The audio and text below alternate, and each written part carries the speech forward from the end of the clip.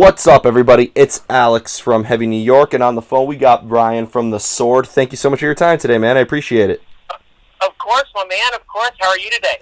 Doing all right. Doing all right. It's so awesome to have you here. So, debating, it's obviously a large debate on what the latest record is, whether it is, Conquest of Kingdoms or Used Future. But with everything that we've been getting now, could maybe this Conquest of Kingdoms series maybe serve as to hold a couple of listeners over while we wait for a brand new Sword album? Oh, I mean, without a doubt, there would be things that people have yet to hear that are on this thing. So I guess it would be, new to them. And we'll see about a new Sword record in the future. Nothing's for certain in that regard. So I guess, yeah, this would be the deal that would be closest to satiating a Sword fan's appetite for a new record. That's awesome. You know what? I've always wondered about The Sword, and this could just me being somebody, who listens to you guys a lot, but, like, if you played me 30 seconds of a song, I could tell that that's off of Gods of the Earth, or that's off of, High Country, that's off of Used Future. Is it fair to say that The Sword likes to experiment and take a new approach to every album?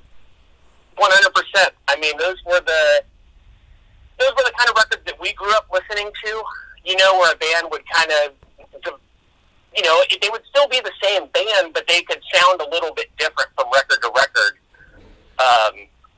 Granted, a lot of those records weren't records that we lived through that time period. They were records that, that was bands that we came to know after they had, they were older than us. So, I'm thinking like Led Zeppelin or Black Sabbath to be, in particular. But, so those were the kind of things that we looked to, show us the way. I don't think any of us were into being in the band that was like just made the first record, the second record, the third record, that were all kind of the facsimile of the initial thing. So yeah, it's safe to say that we were definitely into experimenting and just trying new things and being willing to be influenced by new bands and anything that we hear, bands that we take on tour. I feel like a band like Mount Carmel influenced us a lot, which, I mean, no one really knows about Mount Carmel. They're a pretty small band from Columbus, Ohio, but they were really, I think, massively influential on us as a band and how they played and how they approached song structure and stuff like that. So, I mean, yeah, we just like to be us. We just like to experiment and have fun and, not be beholden to any sort of, syllabus. Yeah. When it comes to, like, songwriting, though, and, like, with the experimental qualities of The Sword, do you go into the studio or go into songwriting with a preconceived idea, like, this is how we have to do it, or do you guys kind of improvise and, like, happy accidents occur, as I like to call it? Well, so the first 5 records that we did, I mean, we went into the studio so completely sewn up, that if you were to listen to the demos compared to the record, I mean, they're not all that different. So that being said, the last record we did, Used Future, we went in pretty half-baked. We kind of purposely didn't finish ideas so that we could have that guy Tucker Martine help us with that. So yeah, we've experimented with it both ways, where we've gone in just fully, like, we know exactly what note we're playing, every move we're making, and then there's that Used Future, which, we all think that's one of our best records. We kind of just went in, well, just kind of see what happens, hopefully it's all good, and, Tucker's a producer, right? Shit, produce it, And that, we put our faith in him, he put his faith in us, and luckily it all worked out. Yeah. Well, could the single Daughter of Dawn, I know it was released as a B-side on a Conquest of Kingdoms, but could Daughter of Dawn almost maybe serve as, like, maybe a sort of representation or maybe a clue or maybe even a preview on the direction that The Sword may be going into? Well, that song was meant to be on our third album, which was called Warp Riders, right? So that was going to be the final song of Warp Riders, which is, if you listen to Warp Riders and you listen to Daughter Dawn, it's kind of like, oh shit, that would have been, a slightly different thing for them to have done at that time, because we were still very much like a, quote unquote metal band or whatever. We hadn't really like gone into that hard rock thing yet, but we were starting to dip our toes in with songs like Trace Brujas and stuff, where Daughter of Dawn, like now, with the backdrop of the other songs that we've done, it doesn't sound that out of place. But at the time, maybe it would have hit people out of left field a little bit more. But now I think with the perspective of time and our other records, it's like, oh shit, it's like the earliest version of this thing that they eventually landed on. Mm-hmm. Yeah, aren't you? And that, yeah. I think that's exciting. Yeah, well, aren't you always worried that like the song you never release will be a B-side one day and it's be the biggest hit you guys ever had? Absolutely. I mean, it would be like the ultimate irony. This thing that you had been like, whatever, it's the B-side, but I mean, isn't Ice Ice Baby the B-side? I think like so many songs like that are like the classic scenario where it's like, oh shit, the B-side was the one that ended up getting popular. Yeah, I know that Slash hit Sweet Child of Mine. Oh, right, yeah, there you go. So, there you go. It's always the song that people dislike the most that ends up the one being the fans connect the most. I don't know if that's just the fans trolling or whatever, but... Well, I think it's just one of those things that really kind of solidifies the deal that you can't, or I should say that you can only do so much to, like, guide your fans. There's only so much of the bumpers that you can put on the bumper bowling with that. Like, they're going to, if they're fans of your band, they're going to interpret, or your music, they're going to interpret things the way that they want to interpret it. Mm-hmm. And you can help them along, but maybe that works, maybe it doesn't. Absolutely. And they kind of get their own thing going. Of course. Being a bass player, because I've always thought that the bass is such a prevalent instrument in terms of it has both of an emphasis on melody and an emphasis on rhythm. Do you need music, or do you need riffs, or do you need a rhythm before you start laying down your parts, or has there ever been a time where maybe you've had a whole bass pattern written and then the rest of the band would write over that? It's weird, even as a bass player, I wrote stuff with guitar. Okay. It didn't form out of bass. It, speaking of like Mist and Shadow or something like that, that was me on the acoustic guitar sitting around my kitchen messing around, and then the, it just kind of like came out of a thing that I was messing around with. So it wasn't necessarily, I have written like that before, but for whatever reason, I guess, just me, I've always just kind of gravitated to writing on a guitar and then filling everything out everywhere else. But I guess that's just because, like, chord stuff makes more sense to me with guitar, and then, like, I can fill in the bass stuff later. But that's just me, Mm-hmm. Do you have a theoretical background that you follow? Like, do you know what scale or mode you're working off of, or are you more self-taught or try to improvise?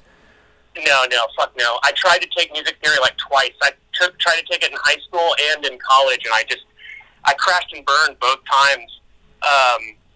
I know the sounds, like the pitch differences between stuff, but I couldn't tell you what it is. I can't tell you any like chord stuff really. I'm in awe of anyone that can do that sort of stuff, because it's, there was a guy that I played music with that, I would be like, yeah, it's this, here's these notes, this chord or whatever is these notes. He's like, a raised seventh or a sustained raised seventh or something. Okay, cool, whatever you say. I don't know any of that stuff. I wish I did. Yeah. I'll be 40 years old this year, and I've, never taken that time to try to educate myself again past when I did it when I was 21 in college, I mean, in the end, it's what sounds good that what matters. Like, I don't think anybody is really listening to an album being like, oh, they use the Mixolydian minor or the Dorian 7 whatever the hell they call it, and like are analyzing that. I hope not. Yeah. I hope not. You know, I'm sure there are some people just because that's the way the cookie crumbles, right? But yeah, I hope not. Yeah. For the majority, As, because I couldn't tell you. I couldn't tell you what my shit is. I've written thousands of reviews and read thousands of reviews growing up, and I've not seen one music theory element incorporated in the review, positive or negative. So I don't think it really matters. Exactly. No, I think you're absolutely right with that. Yeah, of course. One thing that I'm really, really curious about is somebody who has seen the Sword live. As I said before, the last time I saw you live was on the Opeth tour back in 2016. But but like, you know, always seeing a band live is very different from simply listening to you guys, especially with the crowd interaction that you guys had on that Opeth tour. For you though, is there maybe a similar creative energy into playing live as there is when songwriting, or is it two separate arts altogether? Man, that's a good question. You know, I feel like they're one and the same, but they're different. I think that it's weird. So, like, we did this record, Gods of the Earth, where we recorded all of it, and then we went on tour, and then started playing it live, and kind of realized that the songs needed to be different because of just kind of like awkwardness that felt right in the studio, but didn't feel right in a live setting. So I feel like you have to be kind of aware of how things are going to, like, project to people in a live setting when you're recording. But then sometimes you can have really weird things happen where you, like, maybe you thought, like, a part was kind of strange and, like, not like it wasn't necessary, but maybe, like, it was just kind of like filler or something like that. But then after you played it for 6 months, you're like, that's the best fucking part. We couldn't live without that part.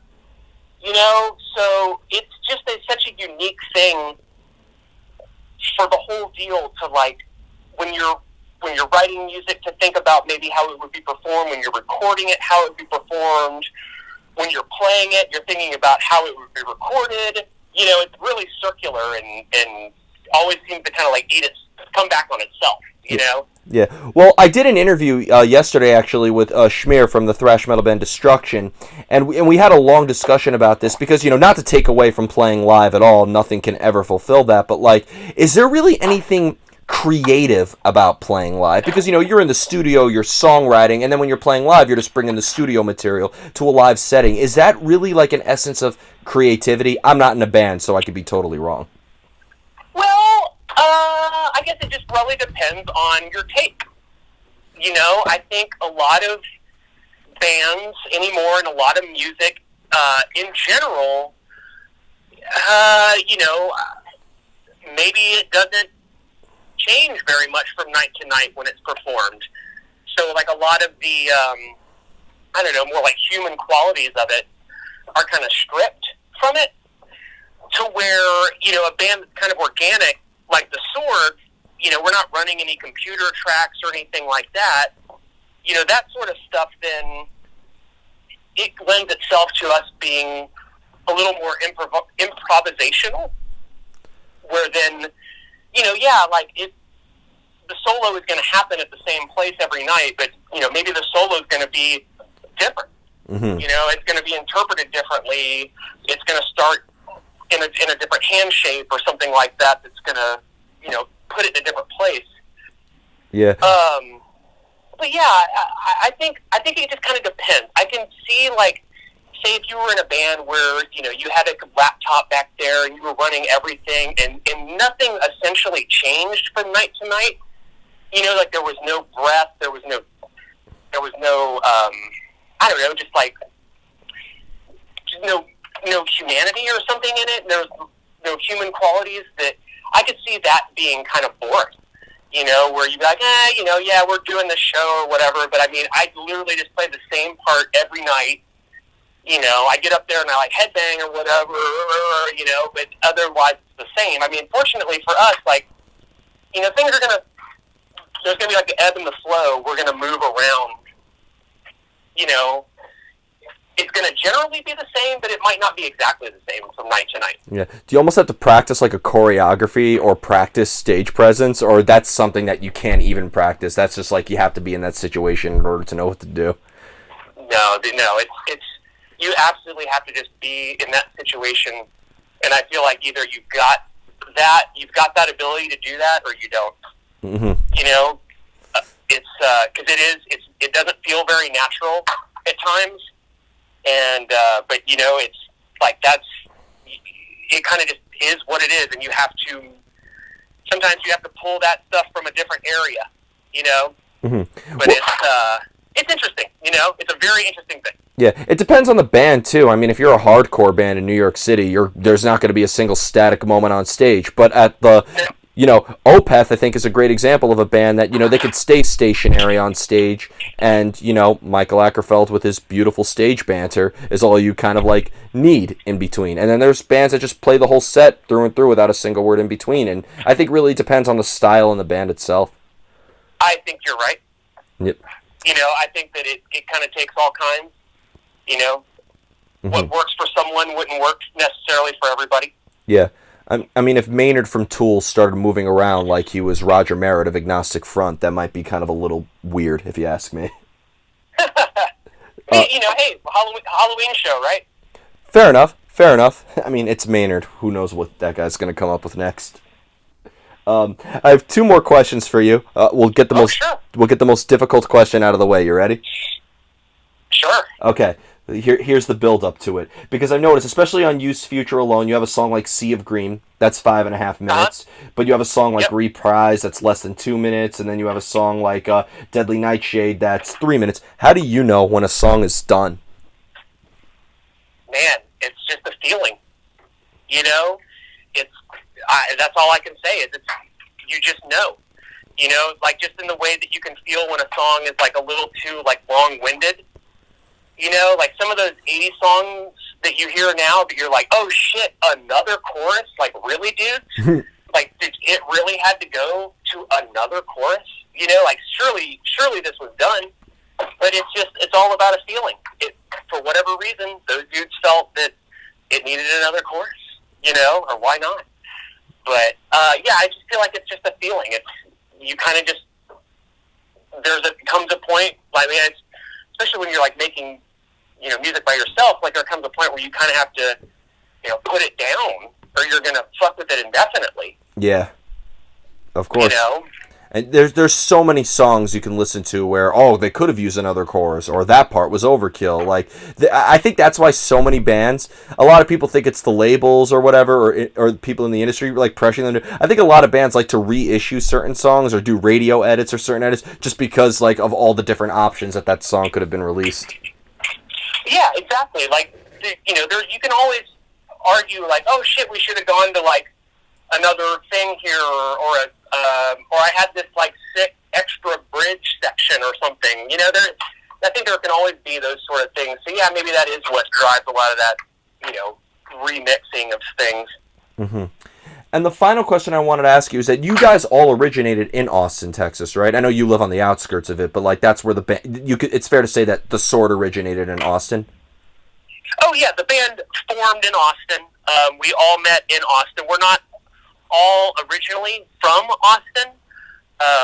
3 of us are originally from Texas, but we met in Austin as we were, just playing music and stuff like that. And we all were in different bands, and all those bands shared bills and knew each other and stuff. So we were all homies. Yeah. Well, it seems like Texas has a very, very, like, diverse scene, especially in the modern day, because you have bands, like, obviously when people hear of Texas metal, they're immediately going to assume Pantera, but, like, with bands like you guys, or bands like Power Trip, who's doing really well right now, or Shattered Sun, Drowning Pool originated from there, like, is there kind of, like, a scene that you guys were affiliated in starting out with, or was the goal of the Sword to kind of go outside your state lines a little bit more to get the name out there? Well, it's weird, when we started, there was any, like, real plan with that. I mean, we just, other than just being badass, and we definitely weren't really part of any sort of scene, per se, other than just, like, the scene of friends that we had but I wouldn't even say that like there were really any other metal bands for at least like another year or two within that. You know, so yeah, I feel like we were kind of on our own, to be honest, for a little while within Austin. And we were lucky that we were super connected with people that booked shows there. And we were able to get, you know, open up a Mastodon show, open up a Jucifer show, things like that. So it worked in our favor. And we were in a position where those, you know, bands needed openers. It was in the days where, you know, before like all these like crazy package tours where like you could have a local opener hop on.